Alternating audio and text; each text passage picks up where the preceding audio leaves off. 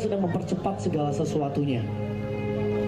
Dan Tuhan mencari setiap orang yang punya hati. Lahir dalam keluarga yang cinta Tuhan dengan ayah yang merupakan seorang penyanyi lagu rohani, membentuk Ryan Teja menjadi seorang muda yang terbentuk jati dirinya di dalam Tuhan. Meskipun mengalami disleksia, hal ini justru tentu menjadi titik balik perjumpaannya dengan Tuhan. Sempat pula aktif dalam dunia entertain Indonesia, membuatnya tahan uji dan tetap hidup dalam kekudusan di tengah generasi ini. Tahun 2015, Tuhan memanggil Ryan secara profetik yang membuatnya mengambil keputusan untuk meninggalkan dunia hiburan lalu masuk penuh dalam melayani Tuhan. Lewat kegerakan-kegerakannya dalam melayani anak muda, sarjana teologi ini bukan hanya membawa kesaksian pujian, namun juga telah membagikan firman Tuhan yang membakar api semangat khususnya di generasi muda. Penasaran dengan kesaksian Ryan Teja? Jangan kemana-mana. Saksikan selengkapnya hanya di Good News Program. Pemirsa, Ryan ini adalah seorang sarjana teologi dan dia juga adalah Certified Behavior Consultant. Selain pernah menjuarai juara ketiga nih ya, X Factor Indonesia tahun 2013. Nah, prestasi kamu luar biasa nih Ryan ya. Boleh perkenalan dulu nggak? Mungkin ada yang lagi nonton ini pengen tahu gitu. Ini cowok ganteng dari mana, usianya berapa gitu. Coba silakan perkenalkan diri terlebih dahulu. Ya, nama saya Ryan Teja dan pada tahun 2013 saya tergabung di New Dimension X Factor Indonesia dan hari ini saya berumur 22 tahun. 22 tahun tapi sudah jadi sarjana teologi ya? Ya.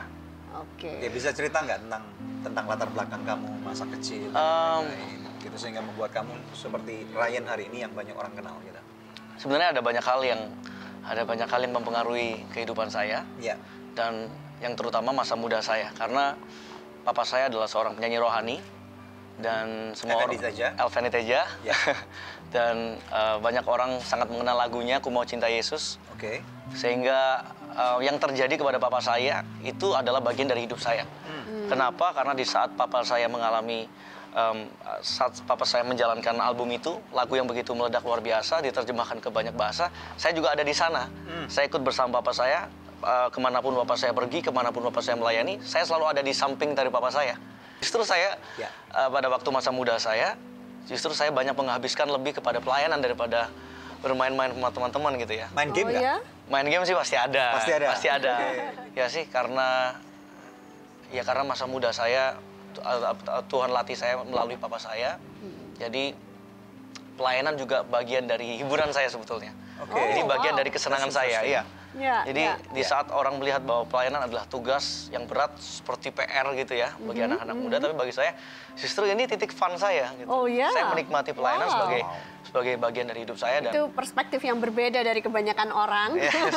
Nah, apakah Ryan juga terlibat nyanyi sejak dari kecil karena melihat papa yang sudah melayani terlebih dahulu? Ya, saya menyanyi bersama papa saya itu dari umur 9 tahun. Perjalanannya bisa sampai ke X Factor gimana? Sebetulnya pada waktu itu saya udah mempersiapkan diri sebenarnya saya mau pergi ke Australia. Saya mau sekolah Hillsong gitu. Tapi pada waktu itu karena udah janjian sih sama 3 temen udah janjian mau pergi ke Hillsong. Terus tiba-tiba ada telepon dari teman saya. Teman ini juga salah satu teman yang juga berada di teman festival lah ya. Karena saya dulu juga suka ngeband. Jadi teman ini telepon saya, ini ada ajang pencarian bakat terbaru di Indonesia namanya X Factor. Awalnya saya nggak tahu, saya taunya Fear Factor kan. Ini iya, ada Fear Factor. Iya. Makanya, ini teman ngerjain gua nih. Jadi akhirnya saya cek, oh ya ternyata benar ada X Factor, tapi belum pernah ada di Indonesia dan ini pertama. Akhirnya saya ikut audisi itu dan ya sampai di sini. Dulu Tuhan pernah bawa saya mengetahui bahwa saya akan ada di sana gitu. Pada waktu saya sedang nonton televisi, Tuhan ngomong kepada saya bahwa kamu akan ada di sana. Tapi saya pikir bercanda Tuhan. Terus Tuhan bilang, kamu sentuh TV itu, katakan itu setiap hari kamu ada di sana.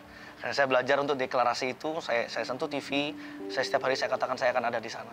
Sampai akhirnya betul-betul Tuhan bawa saya. Hai pemirsa, Anda diberkati dengan episode yang baru saja Anda saksikan. Jangan lupa subscribe di channel YouTube kami, oke? Karena masih ada begitu banyak episode Good News lainnya yang pasti akan memberkati kehidupan Anda.